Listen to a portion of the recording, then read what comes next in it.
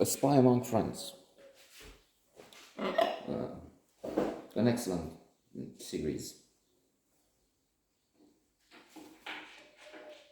Guy Pearce moving from Priscilla, Queen of the Desert, some 30 years ago. What a movie! Hugo Weaving was in it. Terence Stamp, maybe.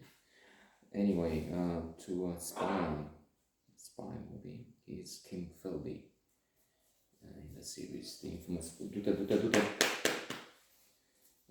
infamous agent that reached near the top in real life. At the top of the British service, secret service, only to be uncovered as a Soviet agent, ending up his life in the then Soviet Union, a Marxist that claims to have fallen in love in Austria, and then keeping faithful to this Marxist doctrine, this Marxist view.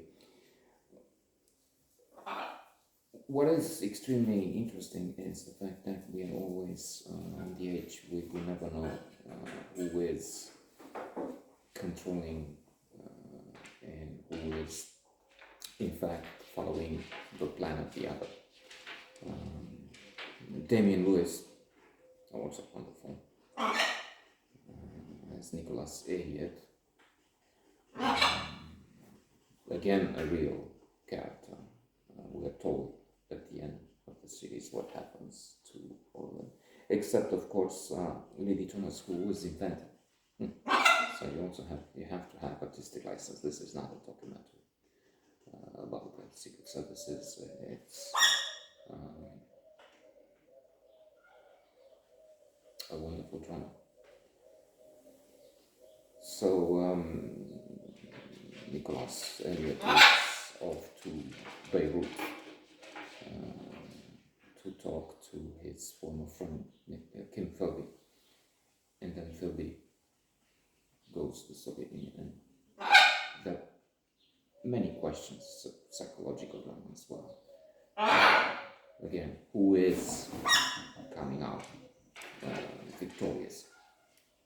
Victorious itself is relative, because the British have had this disastrous gang of four people who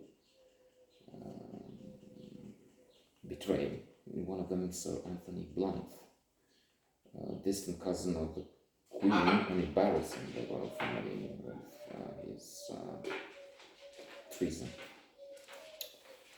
And Nicholas talks to his superior about who else, who is on the list, what have you got from, what about the balcony? There's a very much discussed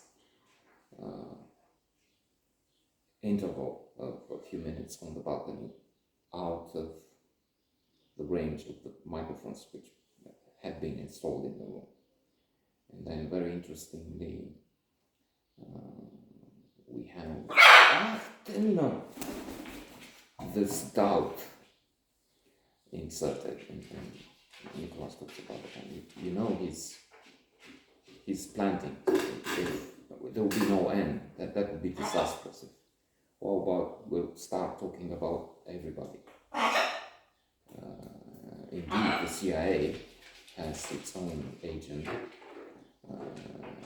spoiler alert, that would be disgraced, because he'd been with paranoia. You destroy everything. You have to be careful. You have to unveil the dark agents, but also you have to be careful if you claim you accept that they're all, then you have nothing. Speaking of doubt, a story comes to mind from Doubt.